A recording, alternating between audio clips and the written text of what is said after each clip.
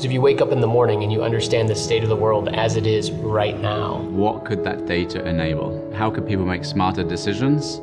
How could, for example, a farmer get better yield on his or her crops? How could somebody help disaster response? How can we use satellites to help humanity? That, in many ways, was the underlying thesis of doing Planet Labs, was to get data into the hands of people that could enable us to make smarter responses to that. Planet Labs set out with the mission to photograph the entire Earth every day. And they thought, how are we going to do this? They said, let's build our own satellite. Commercial imaging satellites, they're very large. They are very expensive. We took a different approach. By making them really small, we can launch lots of them, and by launching lots of them, we can cover this, to get to this mission of imaging the whole Earth every day. If we can do that, then we can literally change the way that we see the world. And they called it the Dove. It's about the size of a loaf of bread. Our doves are basically mainly a big camera with a telescope looking down to take pictures of the Earth. We initially developed the first Dove satellite in our garage. So we kept on iterating the Dove design, we made it better and better, and eventually we put our first one into space.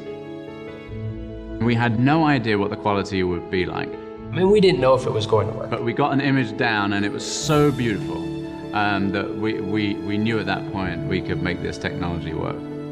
Wow, we can really do this, and we can achieve this mission, which is something that is really needed for us to understand global change. So we had done a couple of demonstration satellites, but the next steps we wanted to do was to scale it up, to test the first fleets of satellites. But what made that possible was actually access to space. So here's the problem, that in order to take pictures of the entire Earth every day, you're going to need more than one or two satellites. You're going to need a whole lot of satellites, and you're going to need to be able to deploy them really fast. And really, there's only one obvious choice on how to deploy that, and that's the International Space Station. There was no other platform in the world in order to get access to space of that fashion in that time period than the International Space Station. NanoRacks is our key partner with NASA. At NanoRacks, we understood Planet Labs' vision, and we knew that we could help. We worked together to figure out what was going to be the best way to get as many satellites as possible, and we basically developed a new platform.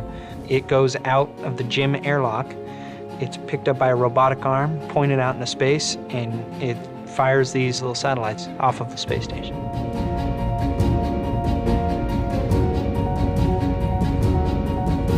They were able to secure 28 of our satellites to be launched from the International Space Station, and that was known as Flock 1, our first constellation. This opened up the whole world to satellite developers, people that could put things into orbit fast.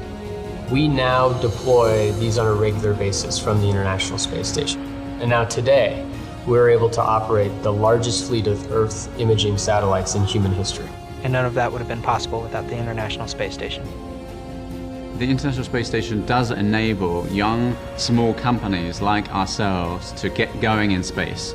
The ISS provides a lot of opportunities for commercial companies to test and find where the market in space is going to be. And so what we're seeing today is a proliferation